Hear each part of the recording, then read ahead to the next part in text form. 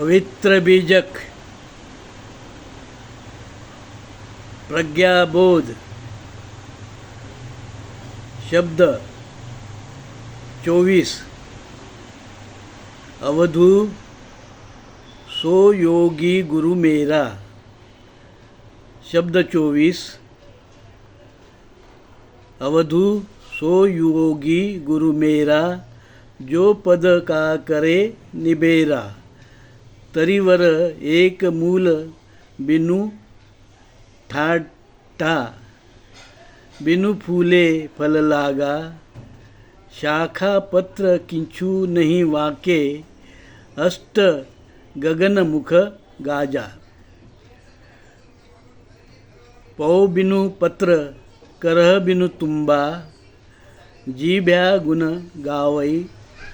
गावन हार के रूपन रेखा, सतगुरु होय लखावई। पंचिक खोज मीन को मार्ग, कहें कबीर दो भारी।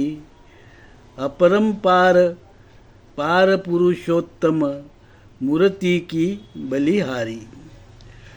अब हम शब्द अर्थ जानेंगे। तरीवर, तरीवर का अर्थ है पेड़।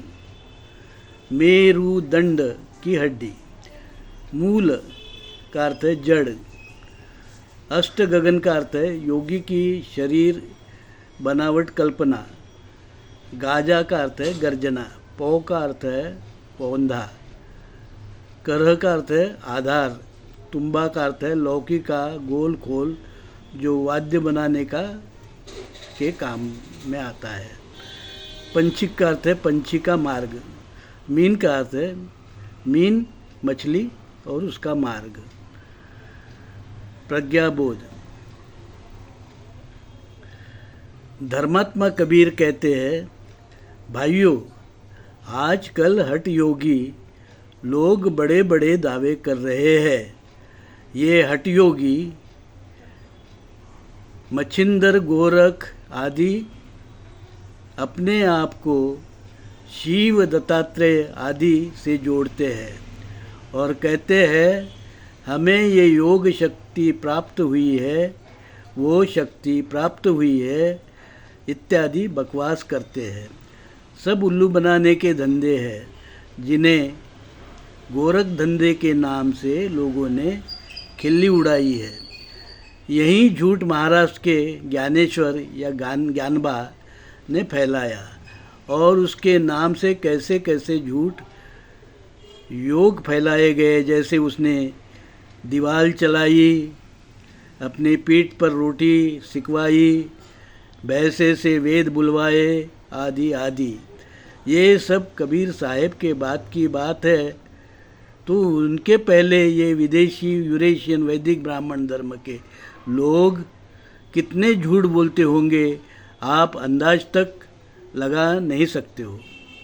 जब विदेशी यूरेशियन वैदिक ब्राह्मण धर्म के वेद के होम हवन की अग्नि से साक्षात लंपट ब्रह्मा विष्णु इंद्र आदि देवी देवता प्रकट होने की बात फेल हो गई, तो उन्होंने अनेक देवी देवता के अवतार, उनकी प्राण प्रतिष्ठा और उनकी पूजा से वे प्रसन्न होकर वरदान देने के झूठ को खूब भुनाया। कुछ वैदिक ब्राह्मण ने झूठे योग शक्ति को आगे लाया, जैसे ज्ञानबा आदि आदि, और बड़े योग शक्ति के बारे में डिंग हाँकने लगे और मेरुदंड, अष्ट चक्र, सिद्धि आदि शब्द गढ़ डाले। कबीर साहब इन सब को खारिज करते हुए कहते हैं, चेतन राम की लीला अपरंपार है। उसने बेहतरीन मानव शरीर का निर्माण किया और उसमें मन मंदिर में, हृदय में जो वो वास करता है, दिन रात तुम्हें तुम्हारे भले के कर्म विचार धर्म अधर्म बताता रहता है।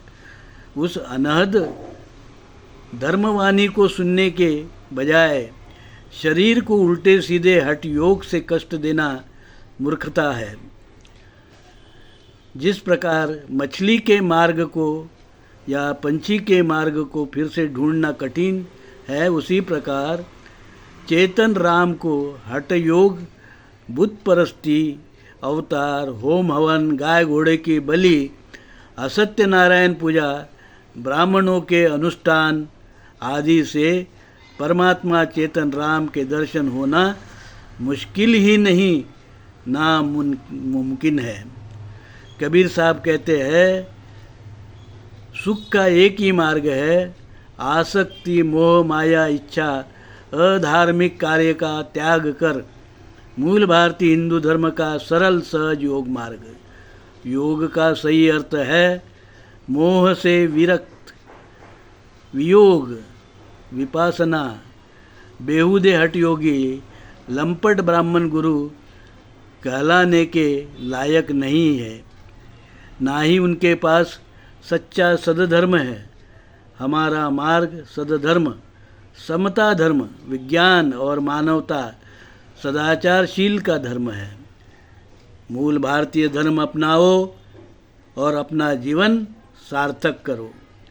साधु साधु साधु।